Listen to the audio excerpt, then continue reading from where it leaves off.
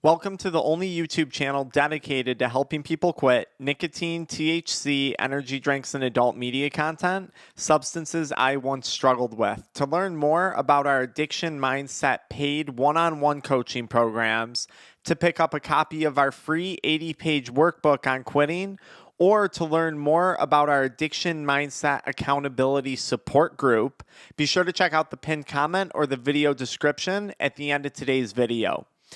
If you're over the age of 20, there's a good chance that you grew up with programs like Kids Escaping Drugs and DARE. These were the programs that would come into the schools and talk about why you shouldn't do drugs and tell you about all the bad things that happen to people who drink and smoke weed and do drugs. And their main tagline was just say no to drugs. And having said yes to drugs for about 9+ years of my life, I've come to realize that they were missing out on a crucial part of that phrase when it came to just saying no to drugs. In theory, when you're in grade school, when you're younger, that's a good approach. And that's really what those programs are meant to target. They're meant to target a younger crowd, give them a basic education on substance use, and just a basic phrase to help them back out of a sticky situation. But as you get older then, you start to see people smoking weed and drinking alcohol. And it's like, oh, why am I saying no to that? Like, clearly they're having fun drinking. Clearly my friends, my roommates, they're having a good time smoking weed. Like, they're laughing, they're enjoying themselves. Why would I say no to what apparently is a very good time? A good time that a majority of society at one point or other will choose to indulge in, whether it's weed or alcohol or other drugs or whatever it is. So by saying no, now psychologically as someone older, I'm in theory saying no to a good time. And I'm not one to pass up a good time. I'm never going to do that, right? So I said yes to weed throughout, my early college career all the way into my professional career. I continually said yes to weed. But what I failed to realize is when you say no to something, you're inherently saying yes to something else.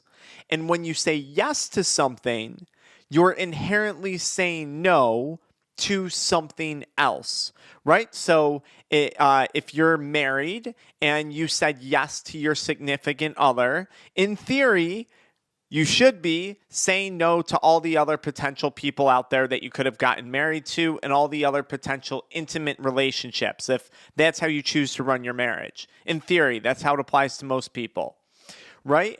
If I'm saying yes to going out with my friends on a Friday night, I might be saying no to staying home and doing homework on a Friday night, right? What I realized is by saying yes to weed, as I continually said yes over the course of all these years, I was saying no to my physical health. I was saying no to my motivation. I was saying no to strengthening my finances. I was saying no to deepening my relationships with people that I actually cared about. I was saying no to my mental health. I was saying no to a good night's sleep. I was saying no to my energy levels. By continually, day in and day out, saying yes to weed, I was inevitably saying no to other things. Even if you don't want to go that deep with it, you're saying no to how you're using your time, right? Because if I'm going to use my time to get high, I'm not using my time to do whatever something else may be. Maybe it's working in your business. Maybe it's catching up on something at night. Maybe it's spending time with someone that you love, spending time with your kids. Because, maybe you're just getting high and that's not what you like to do. You don't like to interact with your kids when you're drinking or if you're smoking, whatever. By saying no to weed eventually, once I decided to quit, something clicked. And that something was that I was saying yes to all the things in my life that actually mattered most to me. By saying no to one thing, weed, I started to say yes to multiple other things, multiple other opportunities, multiple other avenues of my life opened up over the course of, let's call it now, going on close to, I think, 7 or 8 years quitting. It took time. A lot of those yeses didn't fill in. It took time, but they eventually started to show up. I didn't realize by saying yes to weed all the things in my life that I was saying no to because I was so clouded by addiction. I couldn't even see the missed yes opportunities that I was completely overlooking when I was under that facade of weed addiction and nicotine and pornography, adult media content. I had no idea what I was missing out on until I chose to say no to that one thing. And then suddenly I started saying yes to more and more things in my life that actually mattered. And this is where we get tripped up. And I think this is where DARE might be missing the mark a little bit. And I do think this could be implemented with a younger crowd.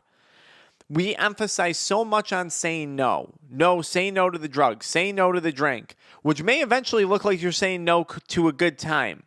But if we took that a step further and said, listen, you're saying no to one thing so you can pursue everything else. This now changes stuff because now our focus shifts away from what we're saying no to, and our attention diverts into all the possibilities, all the positive experiences, all the positive outcomes that we're now saying yes to. And this is the mindset that you want to have when you're approaching quitting weed.